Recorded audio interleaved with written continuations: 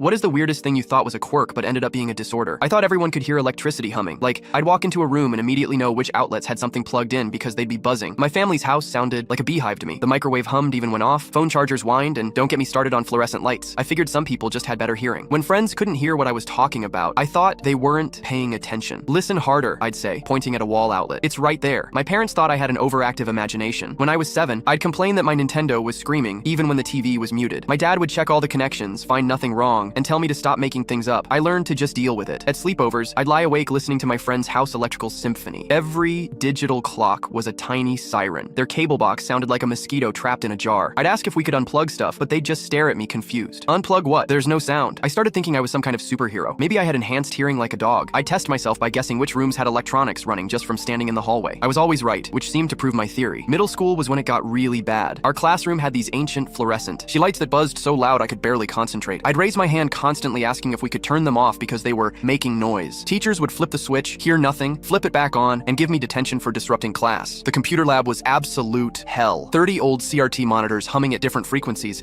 created this chaotic electrical orchestra in my head. I'd finish my assignments as fast as possible and ask to go to the nurse, claiming headaches. Because that's what they were. The constant buzzing gave me splitting headaches that lasted for hours. I started carrying tissues to stuff in my ears. Friends thought I was trying to ignore them, but I was just trying to muffle the electrical screaming that followed me everywhere. Movie theaters were nightmares. The projection equipment sounded like a jet engine to me, but everyone else seemed fine. High school brought new torture devices. The school got upgraded with smart boards in every classroom. These things emitted this high-pitched whine that made my teeth hurt. I'd sit in the back corner as far from the board as possible, but there was no escaping it. I developed this weird habit of mapping out buildings by their electrical noise. I could tell you exactly where every outlet, light switch, and plugged-in device was just by walking through once. My friends thought it was a party trick, but it was really just survival. Shopping became impossible. Best Buy felt like walking into a stadium full of screaming fans. Target's fluorescent lights created this wall of sound that followed me down every aisle. I'd have to cover my ears and speed walk through stores while my family shopped normally around me. The absolute worst was staying overnight at hospitals when my grandma was sick. Every machine beeped, hummed, or buzzed at different frequencies. Heart monitors, IV drips, even the digital thermometers created this symphony of medical noise that kept me awake for days. I started avoiding places entirely. No more electronic stores, no more staying late at school, no more sleepovers at friends' houses with lots of gadgets. My social life disappeared because I couldn't handle the constant electrical assault on my ears. School counselors suggested I had anxiety or ADHD. They couldn't understand why a normal environment was so overwhelming for me. I started thinking maybe I was just broken somehow. In college, my roommate caught me unplugging everything before bed. "Why are you doing that?" she asked. I explained about the noise keeping me awake. She stared at me for a long moment, then said, "Dude, there's no noise. That's not normal." One doctor's visit and hearing test later. I have hyperacusis and mild tinnitus. My brain processes electrical frequencies that most people filter out completely. Now I wear special earplugs and finally understand why everyone thought I was weird for hearing things that weren't there.